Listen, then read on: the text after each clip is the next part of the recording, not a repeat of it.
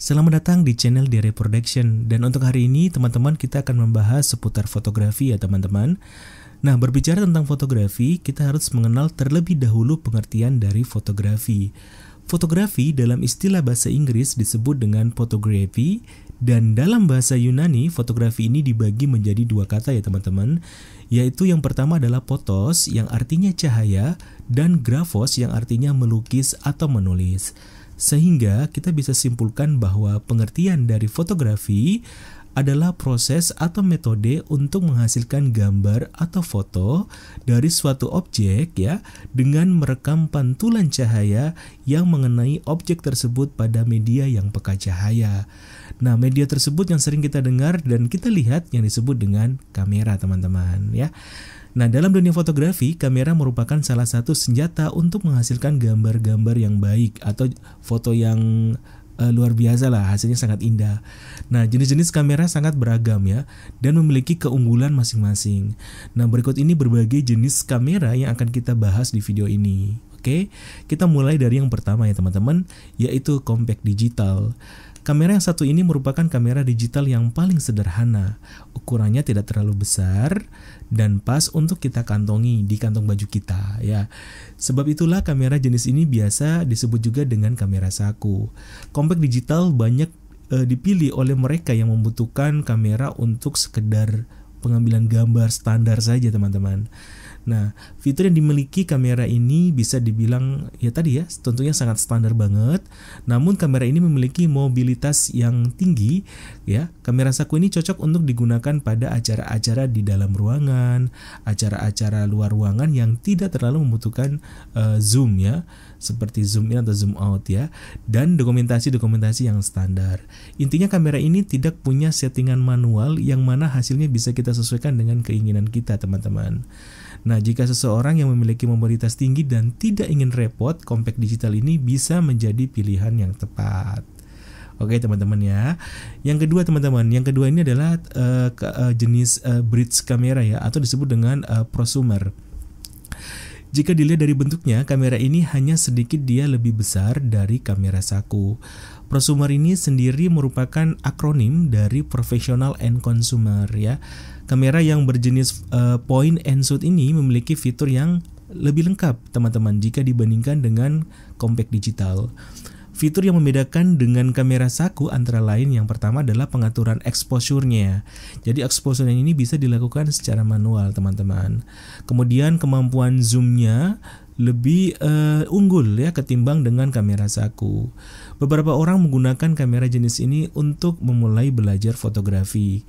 Kenapa? Karena prosumer dianggap lebih praktis dan fungsional saat digunakan jika dibandingkan dengan kamera DSLR ya. Bisa dibilang kamera prosumer ini merupakan penggabungan dari fleksibilitas kamera saku dengan kecanggihan fitur pada kamera DSLR ya. Walau tetap saja kemampuannya masih di bawah DSLR. Salah satu faktornya adalah ukuran sensor kamera ini yang lebih kecil dari kamera DSLR teman-teman. Oke ya. Nah, berikutnya teman-teman ada yang disebut dengan mirrorless kamera ya. Sebagaimana namanya, kamera mirrorless ini memang tidak menggunakan cermin teman-teman. Seperti kamera DSLR ya, dia menggunakan cermin, tapi kalau yang ini dia tidak. Nah, dengan tidak adanya cermin ini, mirrorless ya, kamera ini bisa memiliki ukuran yang lebih kecil dan tentunya adalah dia lebih ringkas dibandingkan dengan kamera DSLR. Namun kemampuannya sudah dapat disetarakan dengan kamera DSLR. Salah satu kelebihan yang dimiliki oleh kamera ini adalah lensanya teman-teman. Lensanya yang bisa dilepas dan bisa diganti, sama seperti kamera DSLR ya, sehingga bisa menyesuaikan dengan kebutuhan di saat pengambilan gambar ya.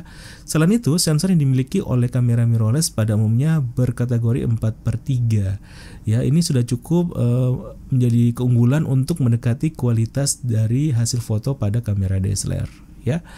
Oke teman-teman, yang keempat ini yaitu digital single lens reflex yang tadi ya, yang tadi kita sebutkan yaitu DSLR. Jadi teman-teman harus tahu kepanjangan dari DSLR itu adalah digital single lens reflex ya.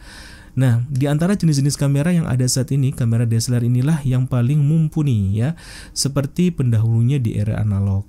Nah, digital single lens reflex ini atau DSLR ini memiliki banyak fitur yang berguna untuk bisa menghasilkan foto-foto yang menarik, teman-teman. Kamera DSLR ini memiliki beberapa kategori sendiri ya, mulai dari entry level ya, ada semi pro sampai dengan yang pro ya. Semakin tinggi levelnya, maka akan semakin canggih pula fitur yang dimilikinya. Dan tentunya harganya pun jelas semakin mahal seperti itu. Nah, jika dibandingkan dengan kamera digital yang lainnya, kamera DSLR ini memiliki varian lensa yang paling banyak, teman-teman. Mulai dari yang bersudut lebar seperti lens fish eye ya, hingga lensa zoom yang dapat mencapai lebih dari 500 mm ya.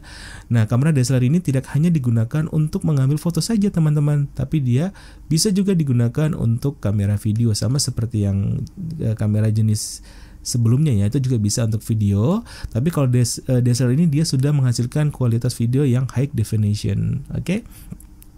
Kita lanjut, teman-teman. Yang kelima ini disebut dengan batik kamera ya. Bahasa Indonesia disebut dengan batik kamera ya, kalau tulis saja BOTQ kamera. Nah, jika dilihat sekilas, kamera ini memang berukuran tidak lebih besar dari kamera saku. Namun kamera ini tampak lebih stylish dan powerful dari compact kamera tentunya. Maka itu rasanya tidak salah ya jika kamera ini memiliki embel-embel batik ya, atau butik ya. Nah, di dalam namanya, meskipun bentuknya cukup ringkas ya, tapi kamera butik ini memiliki sensor yang full frame, teman-teman, dengan kualitas yang tak perlu diragukan lagi tentunya. Bahkan dia bisa melebihi kemampuan dari kamera DSLR. Nah, ada menurut ahli fotografer ya dari Hong Kong yang namanya Kai Wei ya, dia mengatakan bahwa kualitas kamera butik lebih bagus dari full frame DSLR ya, seperti D3S ya. Dan untuk kamera butik APS-C seperti X100 itu dia bisa mengalahkan kualitas dari EOS 7D dari segi image quality dengan bentuk yang compact seperti itu ya. Kekurangan dari kamera butik ini adalah dari segi harganya, teman-teman. Ya, tentunya dengan yang demikian pasti bisa teman-teman bisa menebak ya bahwa harganya akan melambung mahal. Sebuah kamera butik ya seperti Leica M9 itu yang bekas itu bisa dijual dengan harga tak kurang dari 35 juta rupiah. Sementara harga Leica M monochrome yang baru ya itu bisa mencapai 71 juta rupiah. Wow, harga yang fantastis ya. Oke, teman-teman, kita lanjut. Yang keenam adalah digital rangefinder kamera ya. Itu adalah digital rangefinder kamera. Nah, digital rangefinder kamera adalah kamera pengintai yang dilengkapi dengan alat pengintai jarak jauh. Alat ini berfungsi untuk mengukur jarak subjek yang akan dibidik dengan cara menyesuaikan fokus lensa objektif kamera berdasarkan open loop controller ya. Mekanisme pengaturan jarak dan lensa dalam kamera ini dapat dilakukan secara bersama-sama ataupun tidak bersama-sama, teman-teman. Nah, sebagian besar kamera ini mencapai fokus melalui analisis gambar yang diambil oleh lensa objektif dan estimasi jarak ya. Jadi intinya nih jarang sih kita menggunakan kamera ini ya, sesuai dengan fungsinya aja, teman-teman. Kemudian yang ketujuh adalah digital single lens translucent kamera atau disebut dengan DSLT kamera. Tadi kan sebelumnya kita udah bahas DSLR ya, teman-teman. Sekarang ada istilah lagi DSLT atau kepanjangan dari Digital Single Lens Translucent Camera ya. Nah, kamera DSLT ini ya, teman-teman, memiliki perbedaan yang cukup mendasar jika dibandingkan dengan kamera DSLR, yaitu dalam hal cermin yang digunakan ya. Dalam kamera DSLT yang digunakan adalah cermin translucent tetap ya, atau cermin transmisif, atau juga yang bisa disebut dengan cermin semi transparan. Nah, bagian kecil cahaya direfleksikan ke sensor autofocus, sementara bagian sinar cahaya yang lain melewati cermin translucent. Nah, kamera digital single lens translucent ini mampu merekam 7 hingga 10 bingkai gambar per detiknya, teman-teman. Oke ya, kita lanjut yang ke-8. Yang ke-8 adalah medium format kamera. Keunggulan dari kamera medium format ini adalah ketajaman dalam menangkap detail objek yang dibidik. Kamera medium format biasanya digunakan untuk kepentingan komersial dari sebuah produk ya, teman-teman. Karena kamera ini mampu menghasilkan gambar yang sangat detail dengan kelebihan yang dimilikinya. Tidak sembarang orang itu bisa memiliki kamera jenis ini teman-teman. Mungkin sudah dapat menebak ya alasannya. Ya tentunya dengan harganya yang masih sangat mahal setara dengan kamera DSLR Pro yang body only, DSLR Pro yang body only itu aja kalau mau disamakan ya dengan kamera ini, dia tuh lebih dari 50 juta harganya jika dibandingkan dengan DSLR yang Pro ya, seperti itu.